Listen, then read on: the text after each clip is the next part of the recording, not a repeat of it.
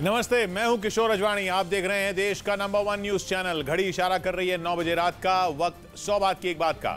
100 बात की एक बात में आज यूक्रेन युद्ध में किसकी बलि चढ़ाएंगे पुतिन? पाकिस्तान को किसने दी थी जवाहिरी की सुपारी?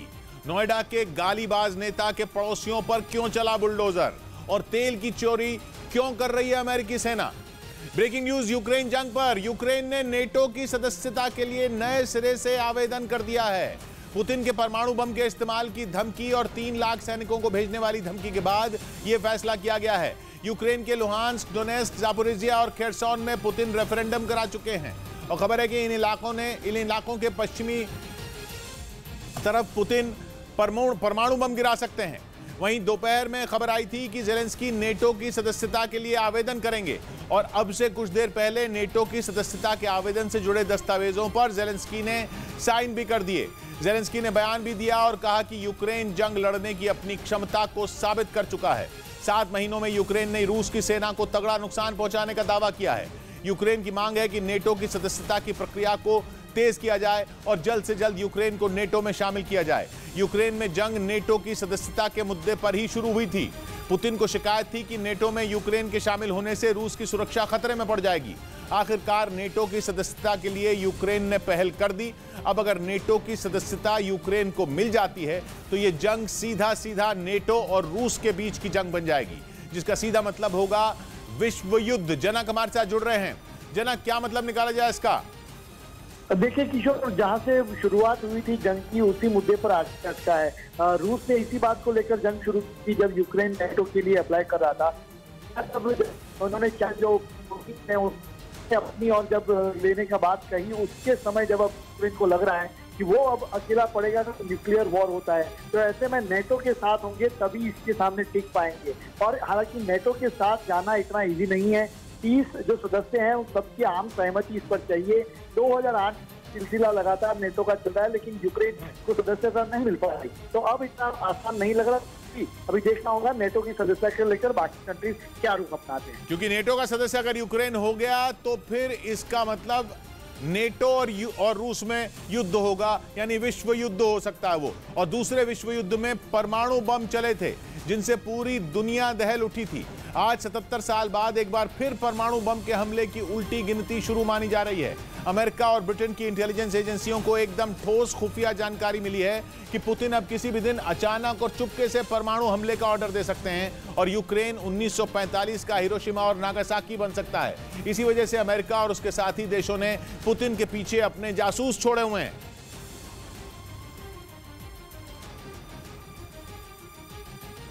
और उन जासूसों के पास इंटेलिजेंस इनपुट है कि पुतिन यूक्रेन की जंग में अब तक का सबसे बड़ा हमला करने का प्लान बना रहे हैं। ऐसा हमला जो जंग में बाजी को उनके हक में पलट दे। और ऐसा हमला तो सिर्फ परमाणु हमला ही हो सकता है, क्योंकि उसके अलावा रूस यूक्रेन में साम, दाम, दंड, भेद, हर तिकड़म और हर हथियार से वार कर चुका है। ऐसे में पश्चिमी देशों का दावा है कि पुतिन अब अपना ब्रह्मास्त्र निकालने वाले हैं, जो कि होगा न्यूक्लियर बॉम्ब। पश्चिमी देशों को रूस के परमाणु हमला करने का अब कोई शक नहीं रहा, बल्कि वो बिल्कुल श्योर हो गए हैं कि अब न्यूक्लियर अटैक का काउंटडाउन शुरू हो चुका है। जबकि इससे पहले तक अमेरिका और उसके साथी देश रूस की परमाणु धमकी को उन्हें डराने की चाल समझ रहे थे। लेकिन जब पुतिन की धमकियां नहीं थमी तो अमेरिका ने पुतिन को खतरनाक अंजाम देने की चेतावनी भी दे डाली। लेकिन फिर भी पुतिन नहीं रुके।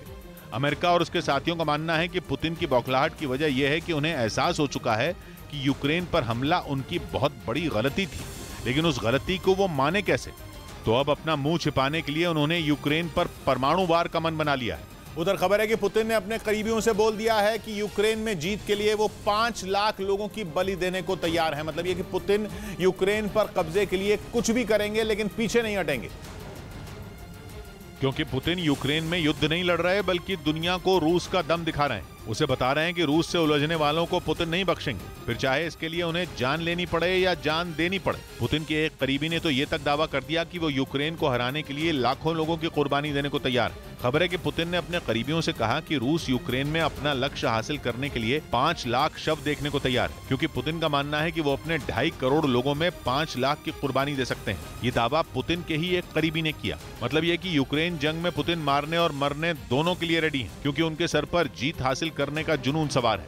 और जीत हासिल करने के लिए उन्होंने 3 लाख और सैनिक यूक्रेन भेजने का मन बना लिया है, जिसका रूस में विरोध भी हो रहा है। लेकिन पुतिन अपने फैसले पर अड़े हुए हैं और कहा जा रहा है कि रूस के 35 साल से कम उम्र के युवाओं को यूक्रेन में जंग लड़ने के लिए मजबूर किया जा रहा है, जिनमें रूस के पूर्व फुटबॉल खिलाड़ी दिनियर बिलिल्दिनेव भी शामिल हैं। लेकिन दिनियर की दलील है कि वो 37 साल के हैं, इसलिए उन्हें यूक्रेन नहीं जाना चाहिए। मतलब साफ है कि रूस के लोग पुतिन के आदेश को मानने से इनकार कर रहे हैं, जिसकी वजह उनका अड़ियल रवैया माना जा रहा है।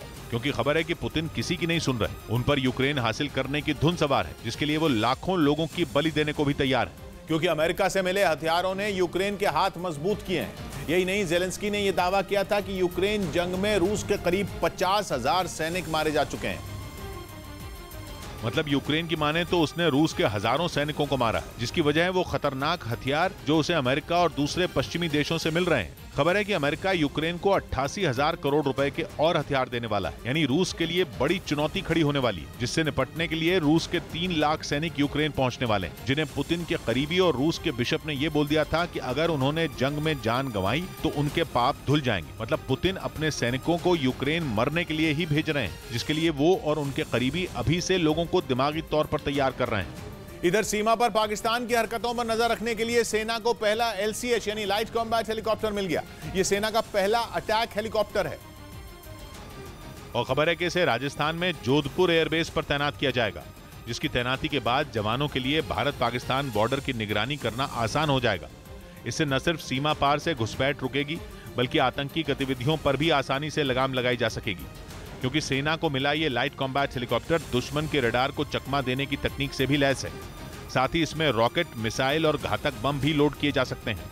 और तो और यह हेलीकॉप्टर शोले बरसाने की भी ताकत रखता है, जिसका मकसद हमले के वक्त दुश्मन की ओर से दागी जाने वाली एंटी एयरक्राफ्ट मिसाइलों को चकमा देना होता है। क्योंकि कोई भी मिसाइल आमतौर पर गर्मी की तरफ जाती है और ऐसे में हेलीकॉप्टर से छोड़े गए आग के ये शोले उसे मिसाइल का निशाना बनने से बचा लेते हैं। मतलब ये कि इस घातक हथियार के मिलने के बाद सेना की ताकत कई गुना बढ़ जाएगी। खबर है कि 3 अक्टूबर को खुद रक्षा मंत्री राजनाथ सिंह इसे आधिकारिक तौर पर सेना को सौंपेंगे, जिसकी मदद से पाकिस्तान की ओर से घुसपैठ की किसी भी कोशिश का मुंहतोड़ जवाब दिया जा सकेगा। असल में इस हेलीकॉप्टर की जरूरत करगिल युद्ध के दौरान महसूस हुई थी और तब से HAL यानी हिंदुस्तान एरोनॉटिक्स लिमिटेड इसे बनाने में जुटी है। परीक्षण के दौरान इसने भारत के हर इलाके में उड़ान भरने की ताकत का प्रदर्शन किया, चाहे वो रेगिस्तान हो, जंगल हो या फिर सियाचिन ही क्यों न हो। और इस स्वदेशी हेलीकॉप्टर ने हर जगह अपने हुनर का लोहा मनवाया। और खबर है कि सेना इस तरह के 95 हेलीकॉप्टर और खरीदेगी। इनकी मदद से 7 अलग अलग यूनिट तैयार की जाएंगी, जिन्हें राजस्थान के अलावा पहाड़ी इलाकों में भेजा जाएगा। और खबर तो यह भी है कि आने वाले वक्त में इन्हें LAC के पास भी तैनात किया जाएगा, यानी ये पाकिस्तान और चीन दोनों के लिए काल साबित होंगे।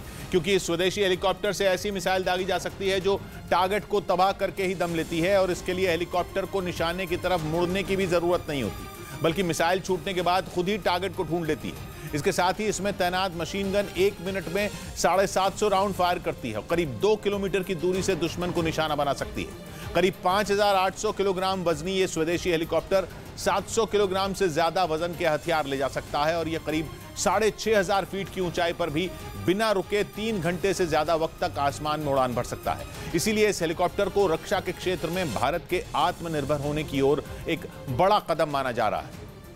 उधर सीरिया और इराक में जारी जंग का फायदा उठाकर कच्चे तेल की बेहिसाब चोरी का मामला सामने आया। एक अंतर्राष्ट्रीय मैगजीन ने अमेरिका पर सीरिया का तेल चुराने का आरोप लगाया, और यह आरोप इसलिए गंभीर है क्योंकि ऐसा ही दावा इससे पहले खुद सीरिया की सरकार भी कर चुकी है।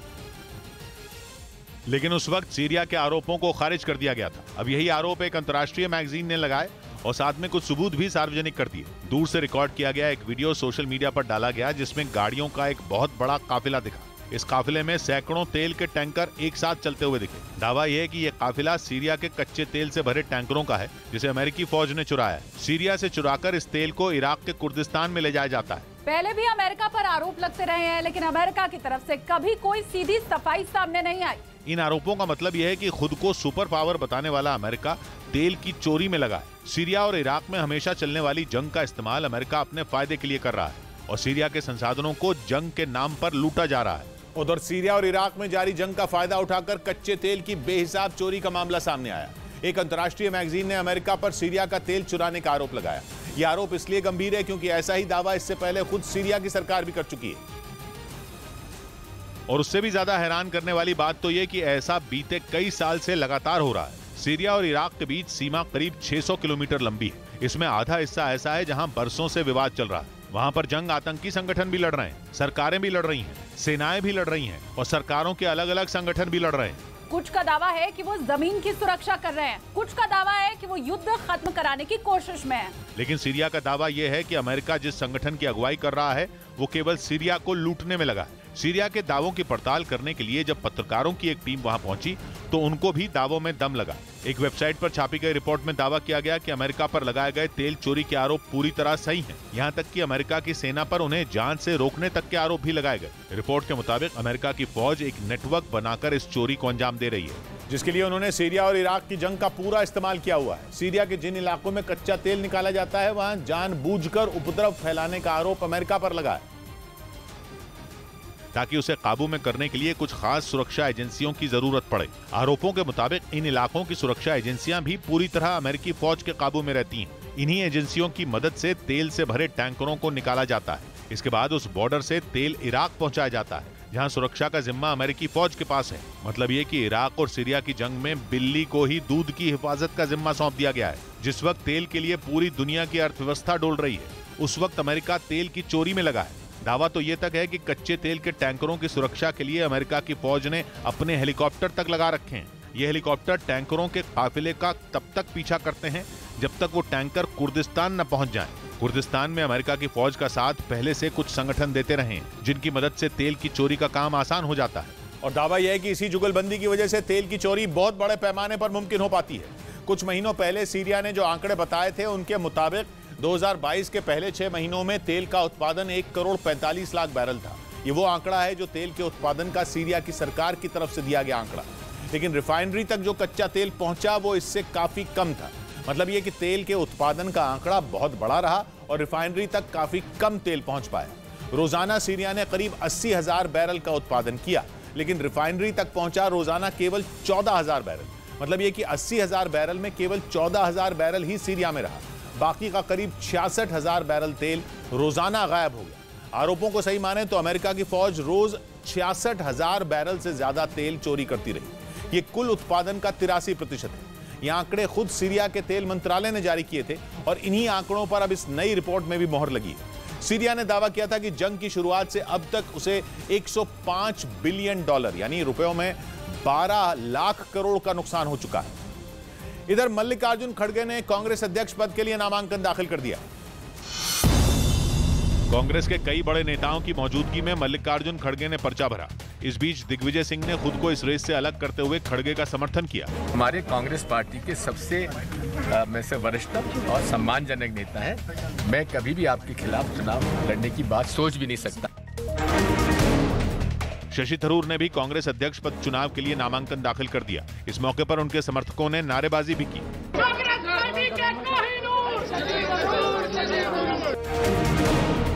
मल्लिकार्जुन खड़गे और शशि थरूर के बाद झारखंड कांग्रेस के नेता के.एन. त्रिपाठी ने भी पर्चा भरा। यानी इस पद के लिए 3 उम्मीदवार मैदान में खड़े हो गए।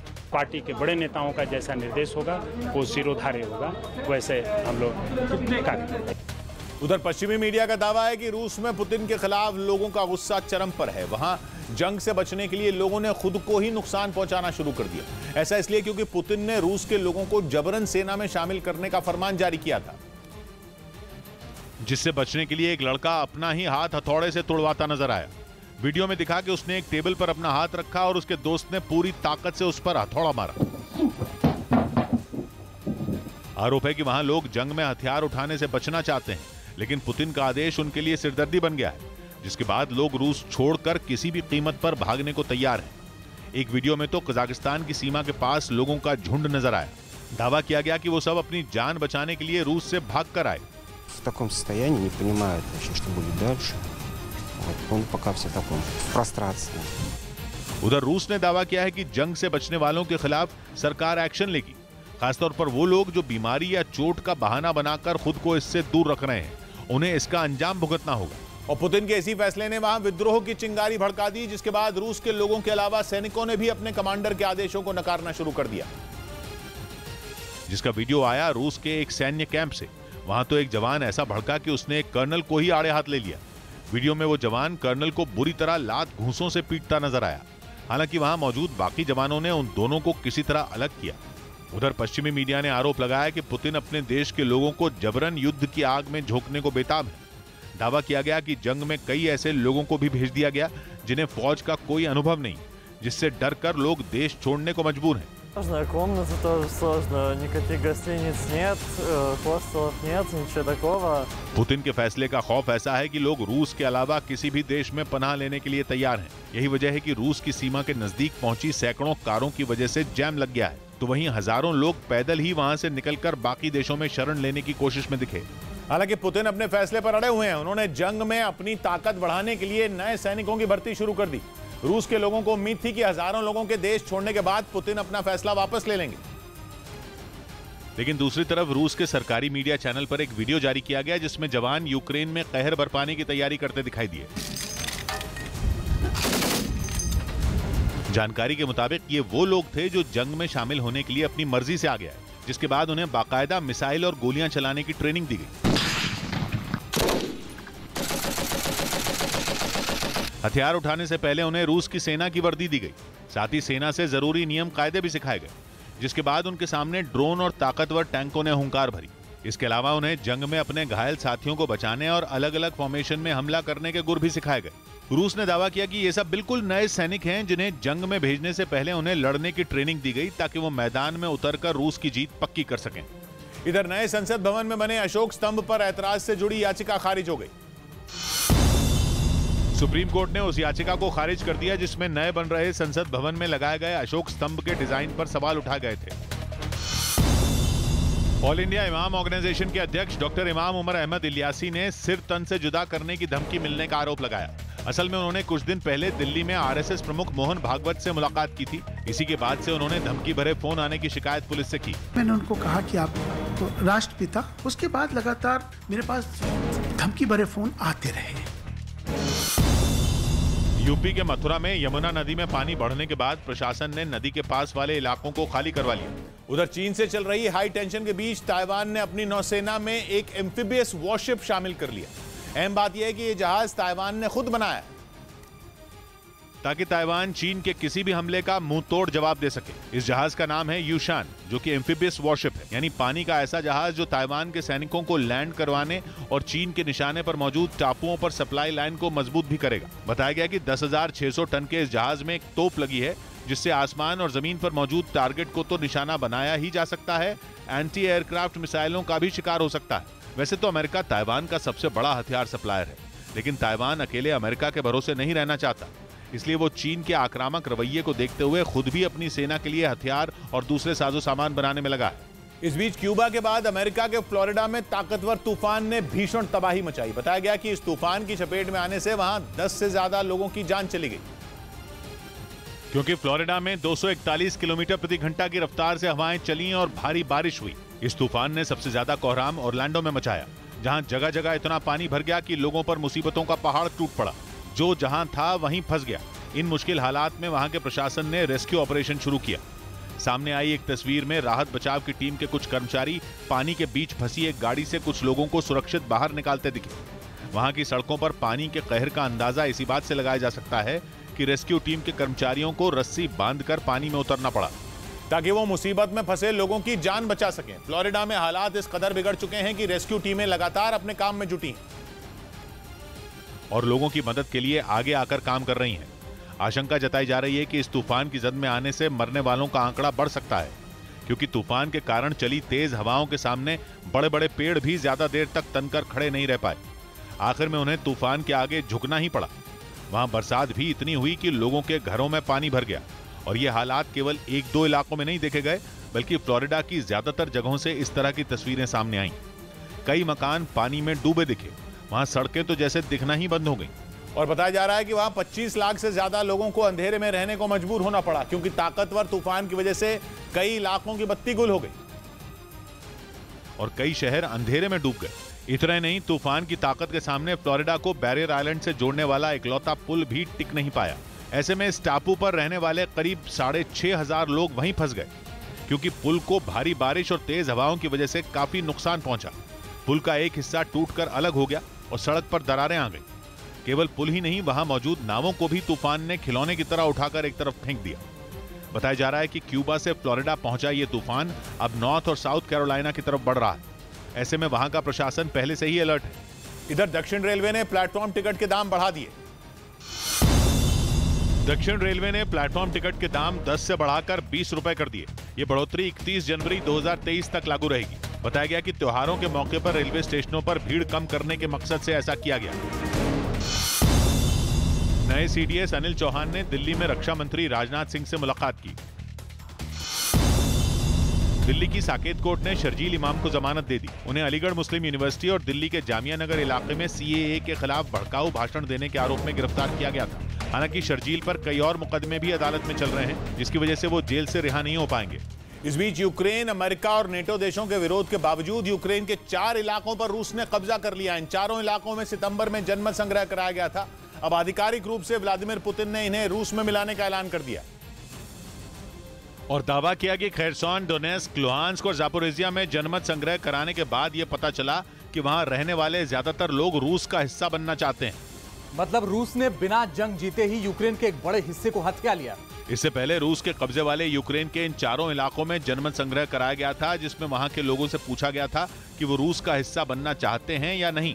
जिस पर रूस ने दावा किया था कि जिन जिन इलाकों में लोगों से यह बात पूछी गई थी, वहां ज्यादातर लोगों ने रूस के पक्ष में वोट डाला था, जिससे ये बात साफ हो गई थी कि जंग के दौरान रूस ने जिन इलाकों पर कब्जा किया वो रूस में विलय चाहते थे। और इसके औपचारिक ऐलान के लिए पुतिन खुद सामने आए और डंके की चोट पर बोले कि खेरसॉन, डोनेस्क, लुहांस्क और जापोरिजिया के लोग रूस के साथ हैं, वो भी बिना किसी दबाव के। पहले जनमत संग्रह करवाकर और अब इसका औपचारिक ऐलान करके पुतिन ने यह पक्का कर दिया कि वो बिना युद्ध जीते ही यूक्रेन के एक बड़े हिस्से पर कब्जा कर चुके हैं। हालांकि यूक्रेन जंग में पुतिन की सेना अभी तक जीत का स्वाद नहीं चख पाई है, लेकिन पुतिन ने चारों इलाकों को रूस में शामिल करने के दस्तावेज पर हस्ताक्षर कर दिए, क्योंकि पुतिन ने पहले ही इशारा कर दिया था कि जनमत संग्रह का नतीजा उनके पक्ष में आते ही वो यूक्रेन के उन इलाकों का रूस में विलय कर लेंगे। और ऐसा ही उन्होंने किया भी। रूस ने यूक्रेन के जिन इलाकों में जनमत संग्रह करवाया था वो है खेरसॉन, डोनेस्क, लुहांस्क और जापोरिजिया, जहां 23 सितंबर से 27 सितंबर तक जनमत संग्रह के लिए वोटिंग हुई थी, जो यूक्रेन का करीब 15% इलाका था। और वहां के करीब 40 लाख लोगों ने जनमत संग्रह में हिस्सा लिया था। और अब पुतिन ने आधिकारिक रूप से इन इलाकों को रूस में शामिल कर लिया। इधर रिजर्व बैंक ने रेपो रेट में बढ़ोतरी कर दी। आरबीआई गवर्नर शक्तिकांत दास ने रेपो रेट 50 बेसिस पॉइंट बढ़ाने का ऐलान किया, जिसके बाद यह दर 5.90% पर पहुंच गई। आरबीआई के इस कदम के बाद लोगों के लोन की ईएमआई बढ़ सकती है। बीजेपी अध्यक्ष जेपी नड्डा और केंद्रीय मंत्री धर्मेंद्र प्रधान भुवनेश्वर में आयोजित पार्टी के कार्यकर्ता सम्मेलन में शामिल हुए। इस मौके पर बीजेपी प्रवक्ता संबित पात्रा भी वहां मौजूद रहे। आज हमको गौरव प्राप्त होता है कि दुनिया का सबसे लोकप्रिय नेता भारतीय जनता पार्टी से संबंध रख करके आगे बढ़े। दक्षिण अफ्रीका के खिलाफ जारी टी20 सीरीज के लिए गेंदबाज मोहम्मद सिराज को टीम में शामिल किया गया। वो घायल जसप्रीत बुमराह की जगह लेंगे। उधर फिलिस्तीन के प्रदर्शनकारियों को रोकने के लिए इजरायल एक ऐसी गन की टेस्टिंग कर रहा है जो रिमोट कंट्रोल से चलेगी। ये गन इजरायल की एक कंपनी ने बनाई है, जिसका नाम है स्मार्ट शूटर। और इस कंपनी ने फिलिस्तीन के प्रदर्शनकारियों को रोकने के लिए जो गन बनाई है वो 1 शॉट 1 हिट के फॉर्मूले पर काम करती है। यानी गन से बुलेट निकली तो एक निशाने का काम तमाम होना पक्का है। इजरायल की स्मार्ट शूटर कंपनी फिलहाल इस गन की टेस्टिंग करती है और जैसे ही टेस्टिंग पूरी होगी इस गन को फिलिस्तीन के प्रदर्शनकारियों को तितर-बितर करने के लिए इस्तेमाल किया जाएगा, क्योंकि कंपनी का कहना है कि गन से स्पॉन्ज लगी बुलेट फायर होगी, जिससे किसी की जान नहीं जाएगी और केवल प्रदर्शनकारी तितर-बितर होंगे। वैसे इस तरह की बुलेट से लोगों को गंभीर चोटें लगने की खबरें आ चुकी हैं, लेकिन इजरायल का कहना है कि इस बुलेट से केवल भीड़ हटेगी और लोगों की जान को नुकसान नहीं होगा। इजरायल ने ये जो गन बनाई है वो रिमोट से चलती है और इस गन का नाम है टुरेट, जिसे ट्राइपॉड और ड्रोन दोनों पर लोड किया जा सकता है। यानी ये हवा और जमीन दोनों जगह से गोलियां दाग सकती है। इजरायल का कहना है कि रिमोट कंट्रोल से चलने की वजह से सैनिकों को सहूलियत होगी और प्रदर्शन करने वालों को हटाया भी जा सकेगा। इधर दिल्ली के उपराज्यपाल ने सीएम केजरीवाल को खत लिखा। दिल्ली के उपराज्यपाल वीके सक्सेना ने सीएम केजरीवाल को एक खत लिखा। इसमें उन्होंने दिल्ली के पर्यावरण मंत्रालय में अटकी फाइलों का मुद्दा उठाया और इस वजह से कुछ बड़ी विकास परियोजनाओं में देरी होने की बात कही। उत्तराखंड के सीएम पुष्कर सिंह धामी ने पौड़ी में अंकिता भंडारी के परिवार से मुलाकात की और न्याय दिलाने का भरोसा दिया। उसके न्याय के लिए जो भी जरूरी कार्रवाई है वो सारी की सारी हम करेंगे। इलाहाबाद हाईकोर्ट ने रामपुर की जौहर यूनिवर्सिटी मामले में आजम खान की गिरफ्तारी पर रोक लगा दी। असल में कुछ दिन पहले यूनिवर्सिटी परिसर से एक सफाई करने वाली सरकारी मशीन मिली थी। उधर नॉर्थ स्ट्रीम पाइपलाइन पर हुए हमले के बाद से यूरोप के कई देशों ने अपने गैस और तेल के भंडार की सुरक्षा बढ़ा दी। कई देशों को अचानक लगने लगा है कि पुतिन सर्दियों से पहले कुछ बड़ा कर सकते हैं। और खतरा तो यह है कि तेल और गैस के भंडार पर बड़ा हमला किया जा सकता है। ऐसा इसलिए ताकि सर्दियों से पहले यूरोप के गैस के भंडार खत्म किए जा सकें। अब तक यूरोप में गैस पाइपलाइन पर हुए हमलों की पहेली सुलझी नहीं है। पूरा यूरोप मानने लगा है कि हमला तो पुतिन नहीं करवाया है। यूरोप के देशों को लगता है कि पुतिन की साजिश यूरोप पर ठंड का प्रहार करने की है। ज्यादा दिन बाकी नहीं है जब कुदरत यूरोप के लोगों पर बर्फीली आफत बरसाएगी। ऐसे में यूरोप के देशों को गैस की सबसे ज्यादा जरूरत होगी ताकि घरों को गर्म रखा जा सके। बीते 3 महीनों से यूरोप का पूरा जोर नेचुरल गैस का भंडार भरने पर है, ताकि अगर उस वक्त गैस की सप्लाई कम भी हो तो लोगों को तकलीफ न हो। दावा है कि पूरे यूरोप में अब तक गैस के भंडार लगभग 60% तक ही भरने में कामयाबी मिली है। इतनी गैस में यूरोप के लिए सर्दियां काटना आसान तो नहीं होगा, लेकिन काम चल सकता है। अब यूरोप को डर है कि कहीं पुतिन ने उनके गैस के भंडार पर ही हमला कर दिया तो उनकी सारी मेहनत पर पानी फिर जाएगा। इसीलिए जब से नॉर्थ स्ट्रीम पाइपलाइन पर हमला हुआ है, यूरोप के देशों को पुतिन से डर लगने लगा है। पोलैंड ने तो पुतिन की कई कंपनियों पर नए प्रतिबंध लगाए, जिनमें रूस की सरकारी गैस कंपनी गैज़प्रॉम भी शामिल है। रूस की इस गैस कंपनी की यूरोप में पहले से कई शाखाएं चल रही हैं। जब तक रूस की गैस यूरोप की लाइफलाइन थी और जंग की कोई सूरत नहीं थी, तब तक सब ठीक था। ये कंपनियां यूरोप के अलग अलग देशों में काम भी कर रही थी और खूब मुनाफा भी कमा रही थी। लेकिन जब से जंग छिड़ी है, इन कंपनियों का कामकाज ठप पड़ा है। लेकिन काम कई देशों में अब तक बंद नहीं हुआ था। पोलैंड ने अब जाकर गैज़प्रॉम पर बैन लगा दिया। कुछ देशों में गैज़प्रॉम की शाखाओं पर सरकारों ने कब्जा कर लिया। लेकिन जंग छिड़ने के 7 महीने बाद इन कंपनियों पर बैन लगाने के पीछे यूरोप का डर बताया जा रहा है। माना जा रहा है कि अपनी इस कंपनी के जरिए पुतिन की पहुंच अभी तक यूरोप के संसाधनों तक है। मतलब ये कि पुतिन अब भी अपनी इस कंपनी के जरिए यूरोप में गड़बड़ी फैला सकते हैं। इसी डर की वजह से पोलैंड ने गैज़प्रॉम समेत रूस की 50 कंपनियों और बड़े उद्योगपतियों पर बैन लगा दिया।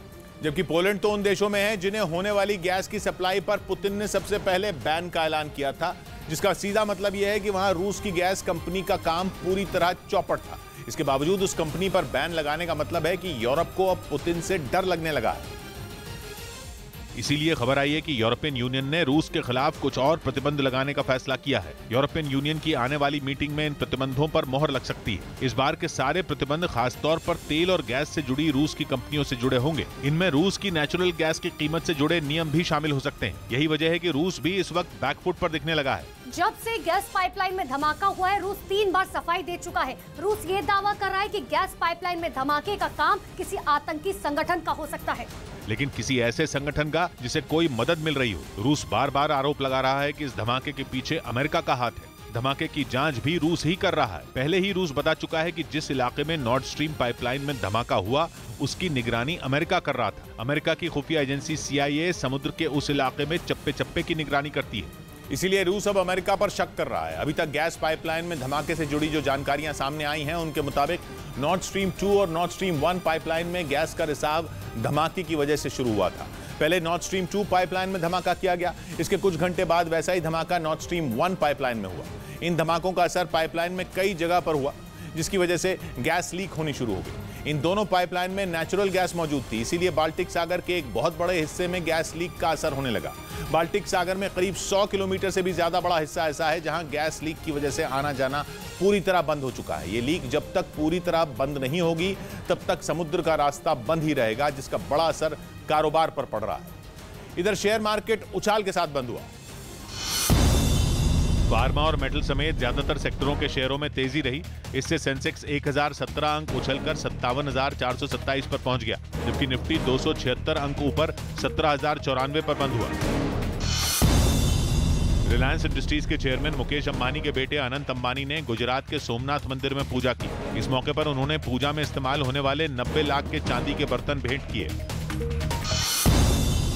सुबह से राजकोट में ईरानी कप की शुरुआत होगी, जिसमें रेस्ट ऑफ इंडिया टीम और 2019-20 की रणजी चैंपियन सौराष्ट्र की टीम आमने सामने होंगी। उधर तालिबान और उसे अपना भाई बताने वाले पाकिस्तान की सेना के गठजोड़ से चल रहे ड्रग्स के घोरक धंधे का बहुत बड़ा भंडाफोड़ हुआ है। यह पर्दाफाश नेटो ने अपनी एक जांच रिपोर्ट में किया है। इस रिपोर्ट में दावा किया गया है कि तालिबान और पाकिस्तान की सेना मिलकर ड्रग्स की तस्करी करके मालामाल हो रहे हैं। यानी पाकिस्तान और अफगानिस्तान के बॉर्डर पर तालिबान के जो लड़ाके और पाकिस्तान की सेना एक दूसरे के खून के प्यासे बने हुए हैं, वो महज एक ढोंग है। दुनिया को बेवकूफ बनाने की उनकी चाल है, क्योंकि असल में दोनों दुनिया को नशा बेचकर अपनी जेब भरने में लगे हैं। लेकिन सबसे अहम बात यह है कि ड्रग्स के इस गोरख धंधे की सूत्रधार है ISI, यानी पाकिस्तान की खुफिया agency. NATO defence education enhancement programme report में दावा किया गया है कि ISI ने जिहादी संगठनों के साथ मिलकर कुछ टॉप सीक्रेट ऑपरेशन चलाए ताकि ड्रग्स की तस्करी की जा सके। वैसे ये बात तो किसी से छिपी नहीं है कि ड्रग्स तस्करी तालिबान और पाकिस्तान में मौजूद आतंकी संगठनों की कमाई का एक अहम जरिया है। तालिबान तो ड्रग्स की तस्करी करके ही फले फूले हैं। और जब से उन्होंने अफगानिस्तान पर कब्जा जमाया है, तब से तो वहां होने वाली अफीम की खेती पर पूरी तरह से उनका कंट्रोल आ चुका है। पिछले साल नवंबर में आई UN की एक रिपोर्ट के मुताबिक साल 2020 में दुनिया भर में अफीम के उत्पादन का लगभग 85% अकेले अफगानिस्तान में हुआ था। पिछले कुछ साल में अफगानिस्तान में भांग और मेथाम्फेटामिन जैसे ड्रग्स का प्रोडक्शन भी बढ़ा है। वहीं दुनिया के कई देशों में ड्रग तस्करी के आरोप में पाकिस्तानी नागरिकों की गिरफ्तारी उनके नशे के धंधे में लिप्त होने के सबूत हैं। और चोर चोर मौसेरे भाई, तो पाकिस्तान और तालिबान ने काली कमाई के खेल में हाथ मिला लिया, जिसमें उनका हथियार बना उनके बीच का बॉर्डर, वही बॉर्डर जिस पर दोनों में ठनी पड़ी है और इसी वजह से वहां के ज्यादातर हिस्से में बाड़बंदी नहीं है। और इसी का फायदा उठाया गया और ड्रग्स तस्करों के लिए अफगानिस्तान और पाकिस्तान का बॉर्डर ट्रांजिट कॉरिडोर बन गया। पाकिस्तान और अफगानिस्तान के बीच 2400 किलोमीटर लंबी सीमा है। एक अनुमान के मुताबिक अफगानिस्तान से 40% से ज्यादा ड्रग्स पाकिस्तान से होते हुए अंतर्राष्ट्रीय बाजार में पहुंचते हैं। इस बीच राजस्थान के दौसा में एक बिजली कर्मचारी की मौत पर हंगामा मच गया। आरोप है कि अस्पताल प्रशासन ने जब उसके घर वालों को शव देने से इनकार किया तो वो भड़क गए, क्योंकि वो शव को बगैर पोस्टमार्टम के ही घर ले जाना चाहते थे। लेकिन अस्पताल प्रशासन इसके लिए राजी नहीं हुआ, जिसके बाद उन लोगों ने पहले तो डॉक्टर को डराया धमकाया और फिर उससे मारपीट शुरू कर दी।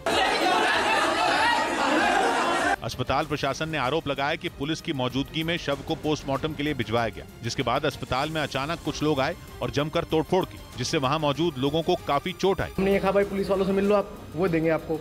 वो तो आते ही हमसे कहते तुम दो, और आते हमसे मारपीट कर ली उन्होंने। जानकारी के मुताबिक उस आदमी को जोरदार करंट लगा था, जिसकी वजह से उसने अस्पताल पहुंचने से पहले ही दम तोड़ दिया था। इसके बाद घटना से आग बबूला लोगों ने पहले हंगामा किया और फिर डॉक्टर और बाकी लोगों से जमकर मारपीट की। हालांकि शिकायत मिलने के बाद पुलिस वहां पहुंच गई, जिसने हंगामा कर रहे लोगों को समझाकर किसी तरह शांत कराया।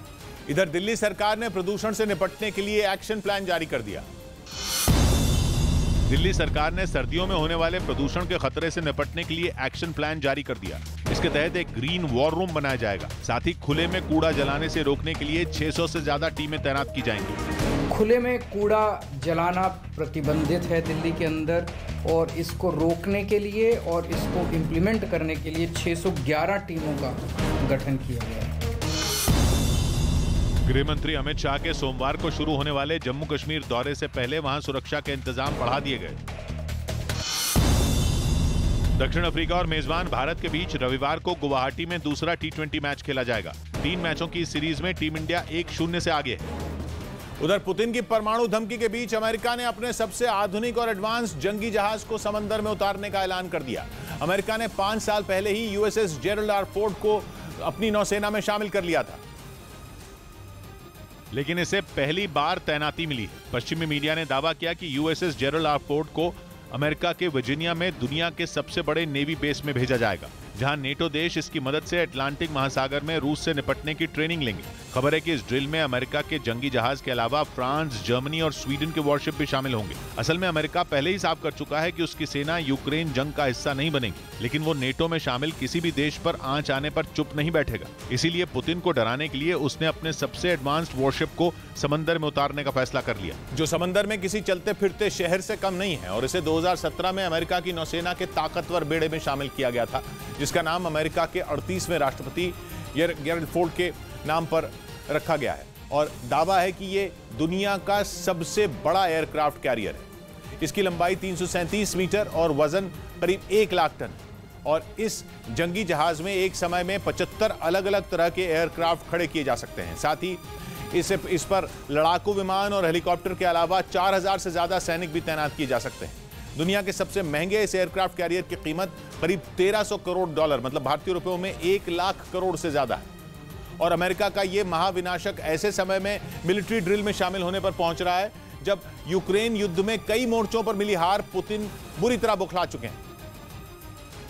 और पिछले हफ्ते तो उन्होंने एक बार फिर अमेरिका और नेटो देशों को परमाणु हमले की धमकी दी थी। हालांकि यूक्रेन पर हमला करने से पहले भी पुतिन ने अपनी परमाणु ताकत का दम भरा था और जंग छिड़ने के बाद भी रूस कई बार परमाणु हथियारों के इस्तेमाल की धमकी दे चुका है। लेकिन इस बार पुतिन ने खुद ऐलान कर दिया कि उनकी धमकी को कोरी कल्पना न समझा जाए।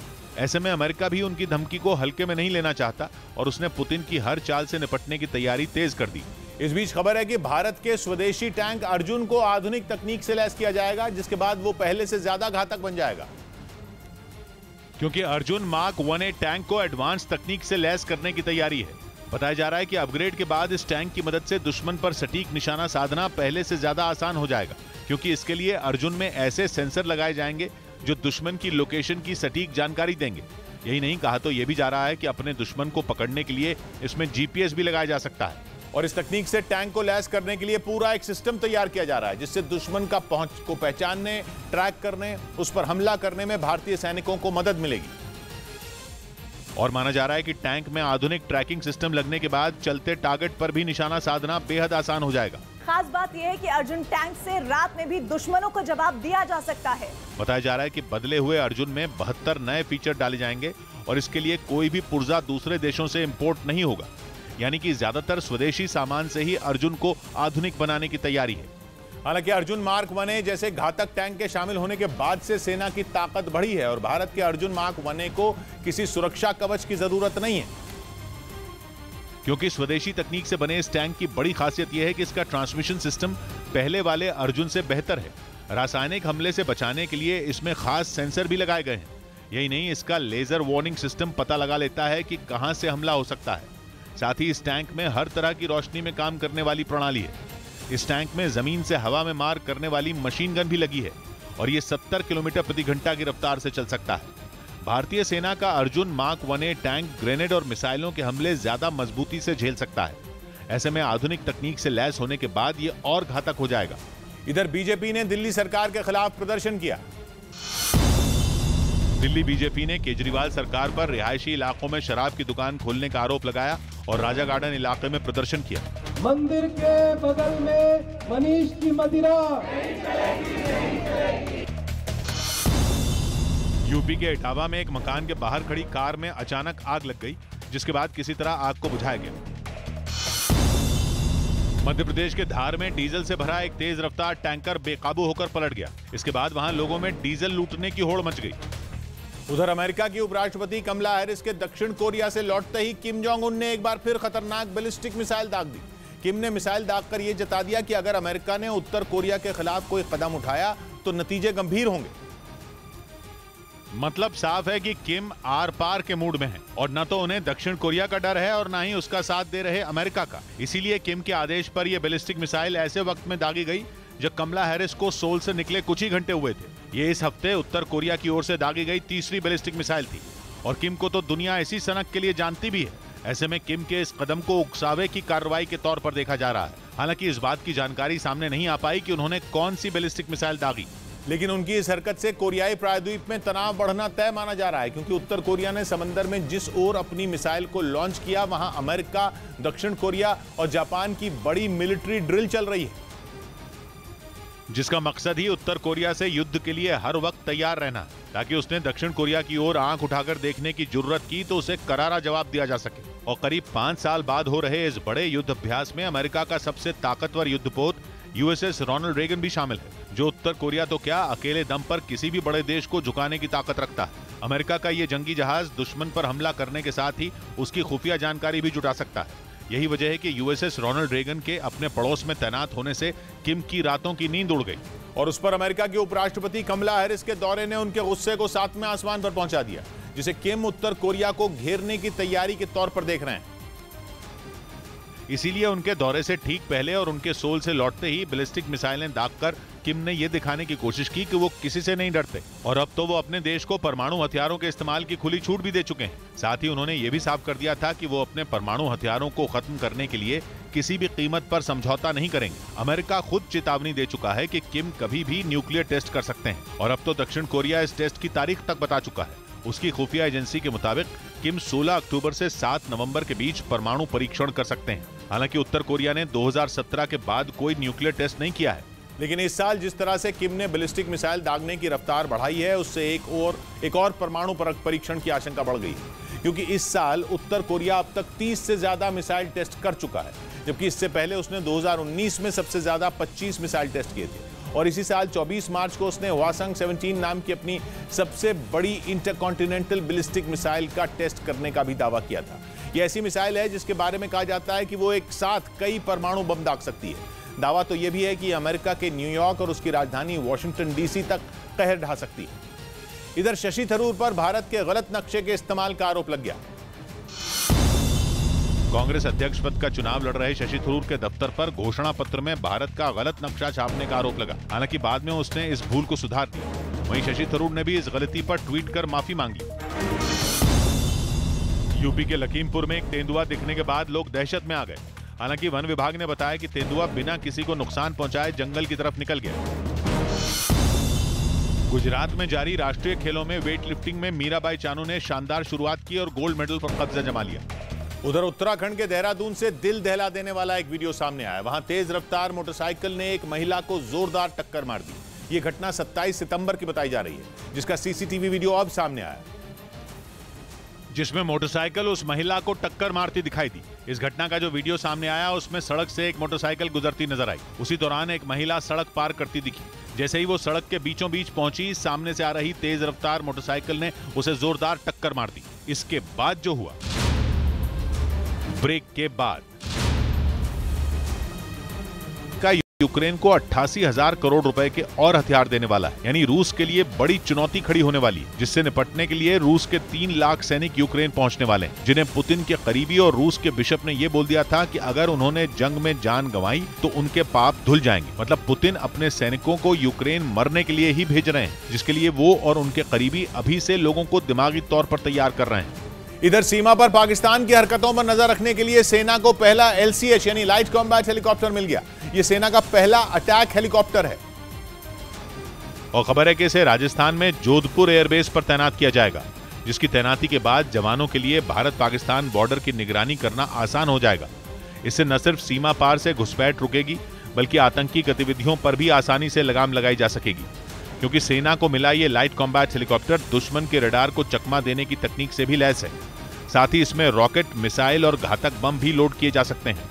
और तो और यह हेलीकॉप्टर शोले बरसाने की भी ताकत रखता है, जिसका मकसद हमले के वक्त दुश्मन की ओर से दागी जाने वाली एंटी एयरक्राफ्ट मिसाइलों को चकमा देना होता है, क्योंकि कोई भी मिसाइल आमतौर पर गर्मी की तरफ जाती है और ऐसे में हेलीकॉप्टर से छोड़े गए आग के ये शोले उसे मिसाइल का निशाना बनने से बचा लेते हैं। मतलब यह कि इस घातक हथियार के मिलने के बाद सेना की ताकत कई गुना बढ़ जाएगी। खबर है कि 3 अक्टूबर को खुद रक्षा मंत्री राजनाथ सिंह इसे आधिकारिक तौर पर सेना को सौंपेंगे, जिसकी मदद से पाकिस्तान की ओर से घुसपैठ की किसी भी कोशिश का मुंहतोड़ जवाब दिया जा सकेगा। असल में इस हेलीकॉप्टर की जरूरत करगिल युद्ध के दौरान महसूस हुई थी, और तब से HAL यानी हिंदुस्तान एरोनॉटिक्स लिमिटेड इसे बनाने में जुटी है। परीक्षण के दौरान इसने भारत के हर इलाके में उड़ान भरने की ताकत का प्रदर्शन किया, चाहे वो रेगिस्तान हो, जंगल हो या फिर सियाचिन ही क्यों न हो।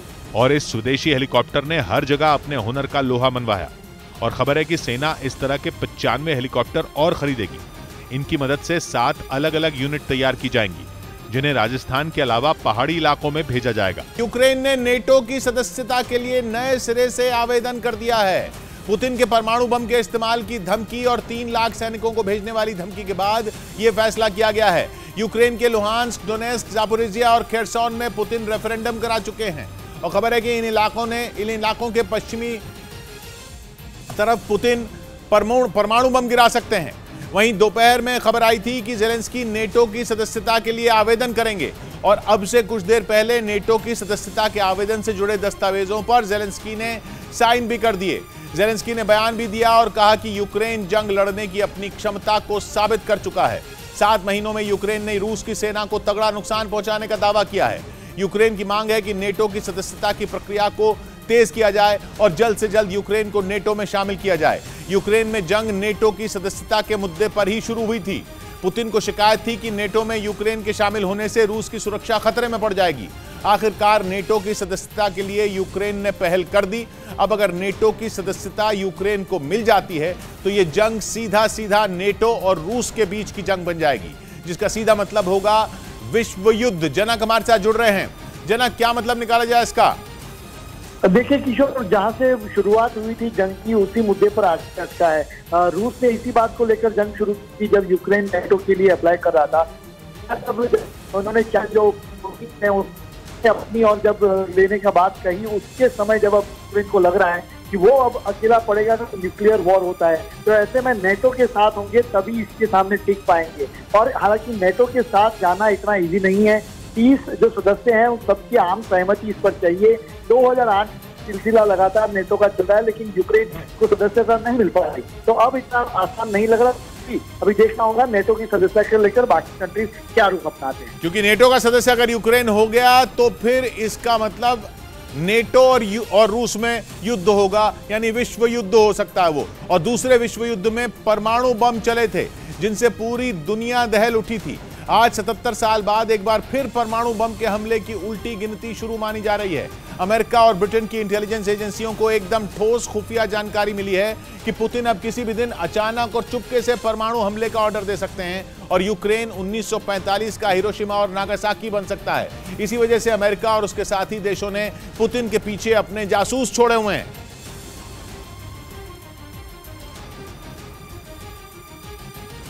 और उन जासूसों के पास इंटेलिजेंस इनपुट है कि पुतिन यूक्रेन की जंग में अब तक का सबसे बड़ा हमला करने का प्लान बना रहे हैं। ऐसा हमला जो जंग में बाजी को उनके हक में पलट दे। और ऐसा हमला तो सिर्फ परमाणु हमला ही हो सकता है, क्योंकि उसके अलावा रूस यूक्रेन में साम दाम दंड भेद हर तिकड़म और हर हथियार से वार कर चुका है। ऐसे में पश्चिमी देशों का दावा है कि पुतिन अब अपना ब्रह्मास्त्र निकालने वाले हैं, जो कि होगा न्यूक्लियर बॉम्ब। पश्चिमी देशों को रूस के परमाणु हमला करने का अब कोई शक नहीं रहा, बल्कि वो बिल्कुल श्योर हो गए हैं कि अब न्यूक्लियर अटैक का काउंटडाउन शुरू हो चुका है। जबकि इससे पहले तक अमेरिका और उसके साथी देश रूस की परमाणु धमकी को उन्हें डराने की चाल समझ रहे थे। लेकिन जब पुतिन की धमकियां नहीं थमी तो अमेरिका ने पुतिन को खतरनाक अंजाम देने की चेतावनी भी दे डाली, लेकिन फिर भी पुतिन नहीं रुके। अमेरिका और उसके साथियों का मानना है कि पुतिन की बौखलाहट की वजह यह है कि उन्हें एहसास हो चुका है कि यूक्रेन पर हमला उनकी बहुत बड़ी गलती थी, लेकिन उस गलती को वो माने कैसे। तो अब अपना मुंह छिपाने के लिए उन्होंने यूक्रेन पर परमाणु वार का मन बना लिया है। उधर खबर है कि पुतिन ने अपने करीबियों से बोल दिया है कि यूक्रेन में जीत के लिए वो 5 लाख लोगों की बलि देने को तैयार है। मतलब ये कि पुतिन यूक्रेन पर कब्जे के लिए कुछ भी करेंगे, लेकिन पीछे नहीं हटेंगे। आज तक को पछाड़ न्यूज़ 18 इंडिया बना भारत का नंबर 1 न्यूज़ चैनल। देखते रहिए न्यूज़ 18 इंडिया। उत्तराखंड के देहरादून से दिल दहला देने वाला एक वीडियो सामने आया। वहां तेज रफ्तार मोटरसाइकिल ने एक महिला को जोरदार टक्कर मार दी। ये घटना 27 सितंबर की बताई जा रही है, जिसका सीसीटीवी वीडियो अब सामने आया, जिसमें मोटरसाइकिल उस महिला को टक्कर मारती दिखाई दी। इस घटना का जो वीडियो सामने आया उसमें सड़क से एक मोटरसाइकिल गुजरती नजर आई। उसी दौरान एक महिला सड़क पार करती दिखी। जैसे ही वो सड़क के बीचों बीच पहुंची, सामने से आ रही तेज रफ्तार मोटरसाइकिल ने उसे जोरदार टक्कर मार दी। मोटरसाइकिल की स्पीड इतनी तेज थी कि उससे टकराते ही महिला हवा में उछलकर काफी दूर जा गिरी। इस हादसे में महिला बुरी तरह घायल हो गई, जिसे फौरन अस्पताल में भर्ती कराया गया, जहां उसका इलाज चल रहा है। उधर पुतिन के यूक्रेन के 4 इलाकों को रूस में मिलाने का ऐलान करते ही बाबा वेंगा की पुतिन पर की गई भविष्यवाणी की चर्चा होने लगी, क्योंकि दावा किया गया कि अपनी भविष्यवाणी में उन्होंने कहा था कि रूस दुनिया की इकलौती महाशक्ति बनेगा।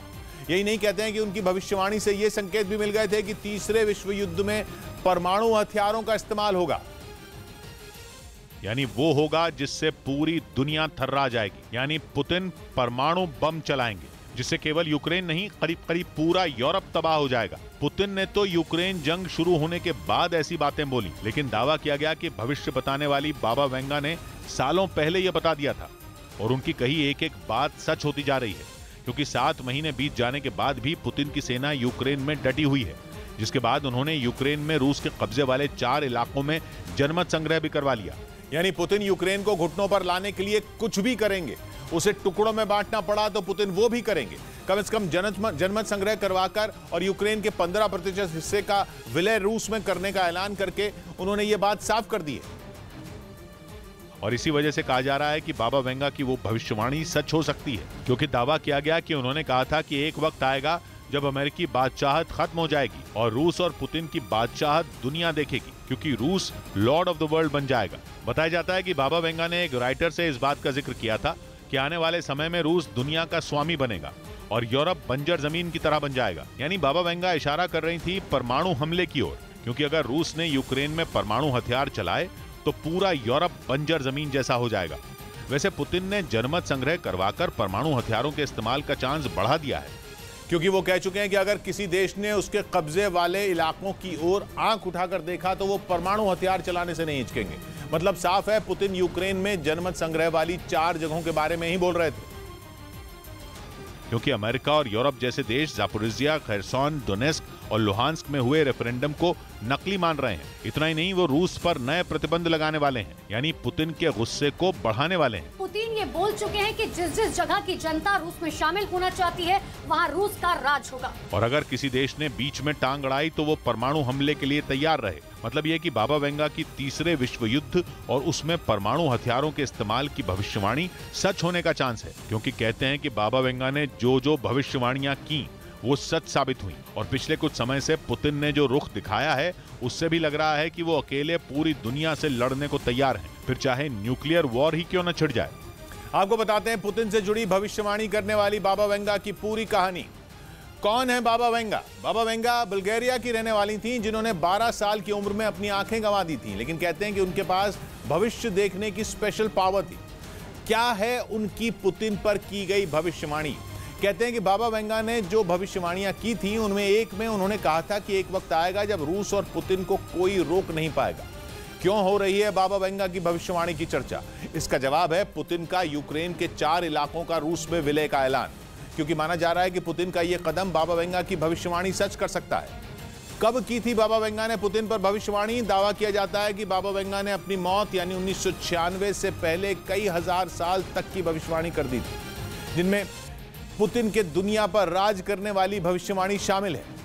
कहां सच हुई बाबा वेंगा की भविष्यवाणी? दावा किया गया कि बाबा वेंगा ने अमेरिका पर 9/11 अटैक, सोवियत संघ के टूटने, 2004 में थाईलैंड में सुनामी आने, दुनिया पर कोरोना का कहर बरपने की भविष्यवाणी पहले ही कर दी थी। कैसे हुआ दुनिया को बाबा वेंगा की बातों पर भरोसा? यूक्रेन पर रूस के हमले और नेटो का नाकाम होना, इन बातों की वजह से कहा जाने लगा कि बाबा वेंगा की कही बातें सच साबित हो सकती हैं। इधर राष्ट्रपति ने राष्ट्रीय फिल्म पुरस्कार के विजेताओं को सम्मानित किया। राष्ट्रपति द्रौपदी मुर्मू ने दिल्ली में 68वें राष्ट्रीय फिल्म पुरस्कार के विजेताओं को सम्मानित किया। इस दौरान आशा पारेख को दादा साहब फाल्के अवार्ड से नवाजा गया, जबकि अजय देवगन को बेस्ट अभिनेता का सम्मान दिया गया। It is a huge honor to have received the Dada Saheb Phalke Award. UP के पीलीभीत में एक मगरमच्छ तालाब से निकलकर एक मकान के अंदर घुस गया। बाद में वन विभाग की टीम ने उसे पकड़कर नदी में छोड़ दिया। सुबह से बांग्लादेश में महिला एशिया क्रिकेट कप की शुरुआत होगी, जिसमें दोपहर 1 बजे भारतीय महिला टीम और श्रीलंका आमने सामने होंगे। उधर बाढ़ से जूझ रहे पाकिस्तान ने चीन से दूरी बना ली और 2 टूक बोल दिया कि वो चीन से कर्ज माफी की गुजारिश नहीं करेगा। पाकिस्तान के विदेश मंत्री ने साफ कर दिया है कि वो फिलहाल चीन से इस बारे में कोई बात नहीं करेंगे। यानी बाढ़ से बर्बादी के कगार पर पहुंचे पाकिस्तान ने अमेरिकी विदेश मंत्री की वो सलाह नहीं मानी जिसमें ब्लिंकन ने बिलावल भुट्टो से कहा था कि वो चीन से कर्ज माफी पर बात करे। लेकिन लगता है कि पाकिस्तान और चीन के रिश्ते पहले जैसे नहीं रहे, तभी तो बाढ़ से तबाह हो चुके पाकिस्तान ने अपने पुराने दोस्त चीन से मदद नहीं मांगी। वैसे कहा जा रहा है कि अमेरिका ने पाकिस्तान को जो सलाह दी थी वो सलाह कम तंज ज्यादा थी, क्योंकि खबर है कि अमेरिकी विदेश मंत्री ने बिलावल भुट्टो से बोला था कि अमेरिका तो पाकिस्तान की मदद करेगा, लेकिन उसे चीन से भी थोड़ी मदद मांगनी चाहिए, क्योंकि चीन और पाकिस्तान दोस्त हैं। और बाढ़ ने जिस तरह से पाकिस्तान को तबाह किया है, उसकी वजह से पाकिस्तान का चीन से मदद मांगना तो बनता है। तो एक तरफ अमेरिका ने पाकिस्तान को सलाह दी तो दूसरी तरफ चीन से उसके रिश्तों पर चुटकी ले ली। खबर है कि बिलावल ने ब्लिंकन को तुरंत कोई जवाब नहीं दिया, लेकिन पाकिस्तान लौटते ही उन्होंने चीन से दूरी बनाने के संकेत दे दिए। पाकिस्तान के विदेश मंत्री बिलावल भुट्टो ने साफ साफ बोल दिया कि पाकिस्तान चीन से कर्ज माफी या इसकी शर्तों में बदलाव को लेकर कोई बात नहीं करेगा। उन्होंने ये भी बोला कि इस तरह की कोई भी बातचीत पाकिस्तान की शर्तों पर ही होगी। मतलब चीन से डर डर कर बोलने वाला पाकिस्तान उसके खिलाफ खड़ा होने लगा है। इसकी एक बड़ी वजह मानी गई अमेरिका की सलाह पर चीन का कड़ा रुख, क्योंकि उसने साफ कर दिया कि अमेरिका अपनी बात करे, चीन और पाकिस्तान की नहीं। मतलब चीन पाकिस्तान का कर्ज माफ नहीं करना चाहता। पाकिस्तान पर चीन का $14.5 बिलियन यानी भारतीय रुपयों में 1,17,000 करोड़ रुपए का कर्ज है, जिसे चुकाना पाकिस्तान के लिए फिलहाल नामुमकिन लगता है। एक तो बाढ़, ऊपर से आर्थिक बदहाली ने पाकिस्तान को परेशान किया हुआ, लेकिन मतलबी चीन उसकी मदद नहीं कर रहा। वैसे चीन ये काम श्रीलंका के साथ भी कर चुका है और श्रीलंका की गुजारिश पर भी उसने उसे कोई रियायत नहीं दी थी। मतलब साफ है कि चीन किसी का सगा नहीं है। वो छोटे देशों से मतलब की दोस्ती करता है और काम निकलते ही उनका साथ छोड़ देता है। इस बीच तालिबान ने आरोप लगाया कि उनके सरगना अल जवाहिरी की लोकेशन पाकिस्तान ने अमेरिका तक पहुंचाई। इस मुखबिरी के लिए उसे अमेरिका से लाखों डॉलर की रकम मिली और बदले में उसने तालिबान के मुखिया अल जवाहिरी का पता बताने के साथ ही अमेरिका को अपनी एयर स्पेस इस्तेमाल करने की इजाजत दी। तालिबान का दावा है कि पाकिस्तान की मदद से ही अमेरिका उनके देश में दाखिल हुआ और अल जवाहिरी को निशाना बनाया, जिसके लिए उसे सबसे जरूरी चीज यानी हवाई रास्ता पाकिस्तान ने ही मुहैया कराया, जिससे अमेरिकी ड्रोन काबुल के शिपुर में घुसा और 31 जुलाई को अल जवाहिरी का खात्मा कर दिया। इसके बाद से अफगानिस्तान लगातार पाकिस्तान पर कूटनीतिक संबंधों के उल्लंघन का आरोप लगाता रहा है। और अब तो तालिबान सरकार में उप विदेश मंत्री शेर मोहम्मद स्तानिकजाई खुलकर इसके लिए पाकिस्तान को जिम्मेदार बता रहे हैं। उन्होंने दावा किया कि अमेरिका की मांग पूरी करने के बदले पाकिस्तान को लाखों डॉलर मिले, जिसके सबूत भी तालिबान सरकार के पास हैं। स्तानिकजाई के मुताबिक उनके पास एक वीडियो है जिसमें पाकिस्तान और अमेरिका के बीच इस डील का जिक्र है, जिसके बाद अफगानिस्तान पाकिस्तान पर जवाहिरी की मुखबिरी का आरोप लगा रहा है। उधर दिल्ली के पास गाजियाबाद से हैरान करने वाला एक वीडियो सामने आया। वहां एक छात्र की दूसरे छात्रों ने बेरहमी से पिटाई कर दी। वीडियो वायरल होने के बाद पुलिस ने 2 आरोपियों को हिरासत में ले लिया और सामने आए वीडियो में वो दोनों उस छात्र को पकड़कर मुक्का मारते दिखे। इस दौरान पिट रहा छात्र उनसे हाथ जोड़कर माफी मांगता रहा, लेकिन उसे पीटने वाले नहीं रुके। इसके बाद एक और छात्र वहां आकर बीच बचाव करने लगा, लेकिन आरोपियों का दिल नहीं पसीजा। उन्होंने उसे धक्का देकर घुटने के बल बैठने को कहा और फिर उस पर डंडे बरसा दिए। यही नहीं, आरोपी छात्र उसके बाल खींचकर उसे मारते नजर आए। मारपीट का वीडियो वायरल होने के बाद पुलिस ने दोनों आरोपियों को हिरासत में ले लिया। इसमें 2 लड़कों को हिरासत में लिया गया है। इधर पुणे में बारिश ने तबाही मचा दी। महाराष्ट्र के पुणे में हुई भारी बारिश और तूफान की वजह से कई जगह पेड़ उखड़कर गिर गए। वहां के येरवड़ा इलाके में एक पेड़ ऑटो रिक्शा पर गिर गया, जिससे ऑटो ड्राइवर की मौत हो गई। रेपो रेट में हुई बढ़ोतरी के बाद HDFC बैंक ने सभी तरह के कर्ज की ब्याज दर 50 बेसिस पॉइंट बढ़ाने का ऐलान किया। वियतनाम ओपन बैडमिंटन टूर्नामेंट में रोहन कपूर और एन सिक्की रेड्डी की जोड़ी मिक्स डबल्स के सेमीफाइनल में पहुंच गई। पिछले हफ्ते ही इस जोड़ी ने छत्तीसगढ़ इंटरनेशनल चैलेंज के मिक्स डबल्स का खिताब अपने नाम किया था। इस बीच तुर्की और ग्रीस के तनाव की आंच उनके पास मौजूद टापू देश साइप्रस तक पहुंच गई है। साइप्रस के लिए तुर्की और ग्रीस 70 के दशक से एक दूसरे के खून के प्यासे हैं। उस पर तुर्की ने नॉर्दर्न साइप्रस में अपनी सेना और हथियारों की तैनाती बढ़ाने का फैसला करके आग को और भड़का दिया, क्योंकि तुर्की नॉर्दर्न साइप्रस में अपनी सेना और हथियार दोनों बढ़ाने की तैयारी में है। तुर्की के विदेश मंत्री ने तो एकदम खुलकर कहा कि तुर्की हर कीमत पर अपने हिस्से वाले साइप्रस के लोगों के अधिकारों और हितों की हिफाजत करेगा। उन्होंने ऐलान किया कि हम नॉर्दर्न साइप्रस के लोगों की रक्षा के लिए वहां और ज्यादा सैनिक तैनात करेंगे और उन्हें उनकी जरूरत के हथियार भी मुहैया कराएंगे। मतलब तुर्की बिल्कुल आर पार के मूड में दिख रहा है। वो ग्रीस से जंग के लिए बेताब नजर आ रहा है और उस जंग का मैदान बन सकता है साइप्रस। तुर्की के दक्षिण में एक टापू देश है जिसका नाम है साइप्रस, लेकिन 1974 से साइप्रस 2 हिस्सों में बटा हुआ है। उसके उत्तरी हिस्से पर तुर्की का कब्जा है, जिसे वो Turkish Republic of Northern Cyprus नाम का एक अलग देश कहता है। वहीं टापू के दक्षिणी हिस्से में ग्रीक मूल के लोगों का दबदबा है, जिनकी सरकार को ग्रीस का समर्थन हासिल है। और उस दक्षिणी साइप्रस से ही अमेरिका ने अपना 35 साल पुराना आर्म्स एम्बार्गो हटा दिया, जिसके बाद तुर्की के तेवर तीखे हो गए। उसने भी बाजुएं चढ़ाई, अपने कब्जे वाले नॉर्दर्न साइप्रस में सैन्य तैनाती बढ़ाने का ऐलान कर दिया। यानी साइप्रस के इस ताजा विवाद की जड़ है अमेरिका का फैसला। तुर्की, ग्रीस और अमेरिका वैसे तो तीनों ही नेटो के सदस्य हैं, लेकिन जो बाइडेन के राज में अमेरिका का झुकाव ग्रीस की तरफ है। अमेरिका और ग्रीस की इसी करीबी की ताजा मिसाल तब देखने को मिली जब 17 सितंबर को अमेरिका ने ऐलान किया कि वो दक्षिणी साइप्रस से एम्बार्गो हटा रहा है, जबकि 1987 में अमेरिका ने दक्षिणी साइप्रस को हथियार बेचने पर प्रतिबंध लगा दिए थे, ताकि साइप्रस के दोनों हिस्सों में एक दूसरे के खिलाफ हथियार जुटाने की होड़ न लगे। लेकिन अब तस्वीर बिल्कुल बदल जाएगी। बात यह भी है कि पूरी दुनिया में सिर्फ तुर्की ही है जो नॉर्दर्न साइप्रस को अलग देश मानता है। बाकी किसी देश ने उत्तरी साइप्रस को अलग देश की मान्यता नहीं दी है, जबकि दक्षिणी साइप्रस को ही असली साइप्रस माना जाता है। इसलिए तुर्की अमेरिका के फैसले से भड़का हुआ है। उधर जम्मू कश्मीर के बारामूला में हुई मुठभेड़ में सुरक्षा बल के जवानों ने 2 आतंकियों को मार गिराया। बताया गया कि मारे गए आतंकी वहां चल रही सेना की भर्ती रैली में हमला करने की फिराक में थे, लेकिन उससे पहले ही जवानों ने जैश-ए-मोहम्मद के दोनों आतंकियों को ढेर कर दिया। खुफिया सूचना के आधार पर जब सुरक्षा बल को उनके ठिकाने का पता चला तो जवानों ने उस इलाके को चारों ओर से घेर लिया। खुद को घिरा देखकर आतंकियों ने सुरक्षा बल के जवानों पर फायरिंग कर दी। इसके बाद जवानों ने भी जवाबी फायरिंग की, जिसमें दोनों आतंकी मारे गए। यह ऑपरेशन करीब 10 घंटे तक चला, जिसे सेना, सीआरपीएफ और जम्मू कश्मीर पुलिस के जवानों ने अंजाम दिया। यदीपुरा पट्टन में हुए इस एनकाउंटर में 2 मिलिटेंट मारे गए हैं। 10 घंटे तक करीब ये मुठभेड़ चली और यहाँ पे आर्मी, सीआरपीएफ और पुलिस इस ऑपरेशन में लगी हुई थी। पुलिस ने जानकारी दी कि मारे गए आतंकियों के पास से भारी मात्रा में हथियार और गोला बारूद भी बरामद किया गया। और इस मुठभेड़ के बाद पूरे इलाके में बड़े पैमाने पर सर्च ऑपरेशन चलाया गया।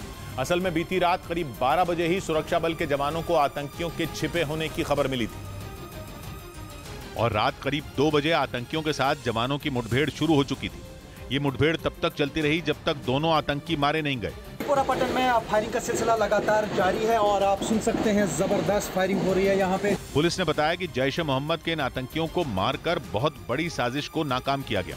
यहाँ पे आर्मी की रिक्रूटमेंट रैली चल रही है, अग्निवीर रैली, उसको टारगेट करने के लिए यहाँ पे पहुंचे हुए थे। सिर्फ बारामूला ही नहीं, शोपियां में भी आतंकियों के साथ सुरक्षा बल की मुठभेड़ हुई। शोपियां के एक इलाके में 3 आतंकियों के छिपे होने की खबर मिलने के बाद सुरक्षा बल के जवानों ने वहां काफी देर तक सर्च ऑपरेशन भी चलाया। इधर गो तस्करी के आरोप में एक मकान ढहा दिया गया।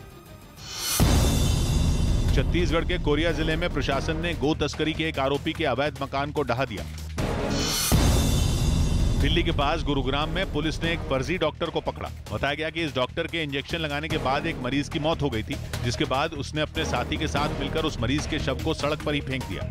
हमने इसको गिरफ्तार कर लिया है। गिरफ्तार करके कोर्ट में पेश करके 2 दिन का पुलिस रिमांड हासिल किया है। यूपी के मुजफ्फरनगर में पुलिस ने एक ऐसे गिरोह का पर्दाफाश किया जो अग्निवीर भर्ती रैली में शामिल अभ्यर्थियों के लिए फर्जी दस्तावेज बनाता था। इस मामले में 4 आरोपियों को गिरफ्तार कर लिया गया।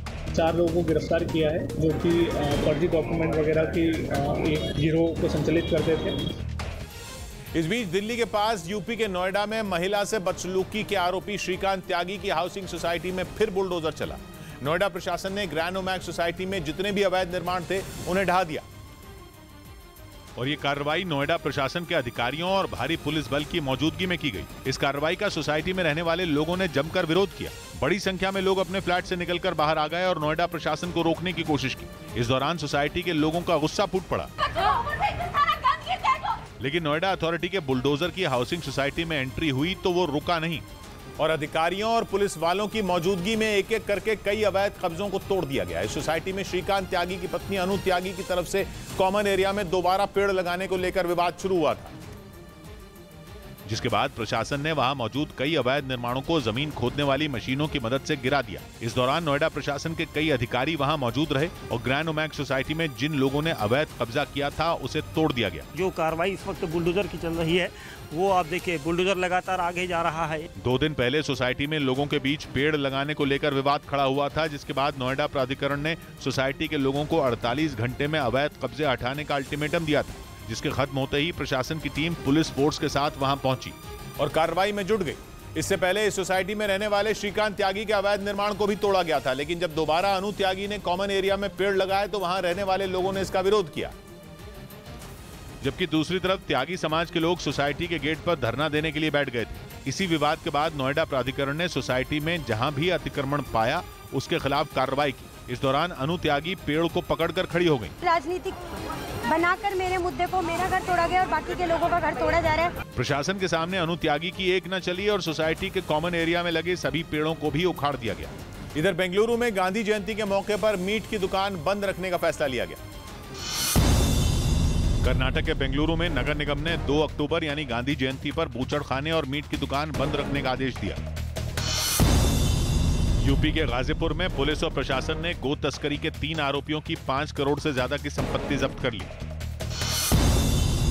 लखनऊ में चोरों ने एक ही रात में 3 दुकानों के शटर तोड़कर वहां रखी नकदी और कीमती चीजें चुरा ली।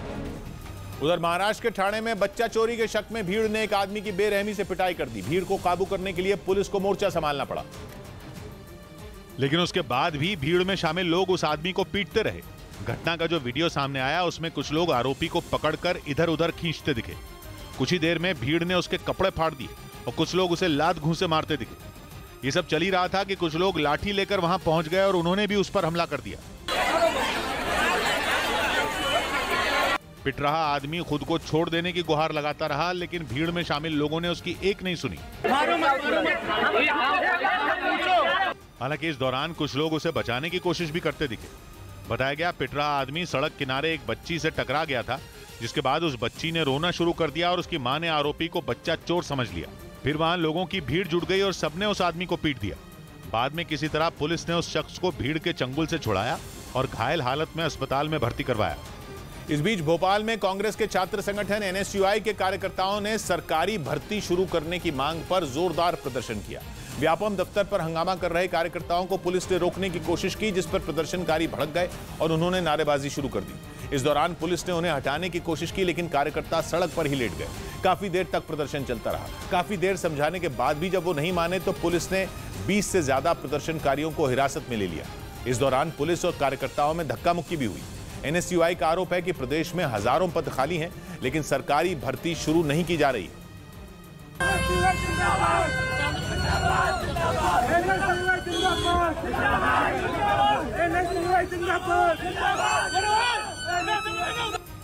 उधर महाराष्ट्र के पुणे में तेज बारिश और तूफान ने जमकर तबाही मचाई। बीते 24 घंटे से हो रही मूसलाधार बारिश से सड़कों और मकानों में पानी भर गया, जिसकी वजह से पुणे जिले के एक इलाके में एक कार पेड़ की चपेट में आने से बाल बाल बच गई। इस घटना का जो सीसीटीवी वीडियो सामने आया उसमें तेज बारिश और हवाओं के बीच कई गाड़ियां सड़क से गुजरती नजर आईं। उसी दौरान एक कार भी वहां से जाती दिखी। जैसे ही वो आगे की तरफ बढ़ी, तभी सड़क किनारे मौजूद एक पेड़ उस कार के आगे गिर गया, लेकिन इस घटना में किसी को कोई नुकसान नहीं पहुंचा। इसी तरह की तस्वीरें दूसरे इलाकों से भी सामने आई, जहां भारी बारिश की वजह से सड़कों पर पानी ही पानी नजर आया, जबकि तेज तूफान की वजह से सड़क किनारे कई पेड़ गिर गए, जिससे सड़क पर लंबा जाम लग गया।